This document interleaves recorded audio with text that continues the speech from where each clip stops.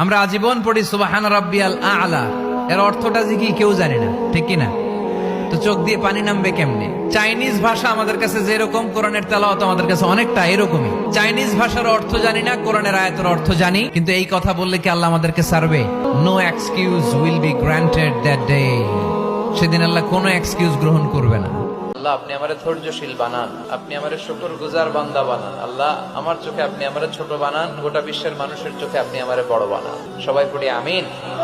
আল্লাহ, ভুল করছি, আল্লাহ মাফ করে দাও, ক্ষমা করো। আমি ক্ষমা চাইতেছি, কিন্তু আমি ক্ষমা করি না আরেকজনকে। তুমি ক্ষমা করো না, তুমি ক্ষমা চাও কোন সাহসে?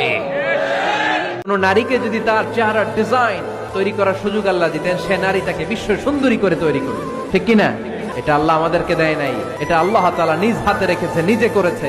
তাই কারো আকৃতি নিয়ে ব্যঙ্গ করলে স্বয়ং আল্লাহর সাথে ব্যঙ্গ করার শামিল। চিল্লায় বলেন ঠিক কিনা?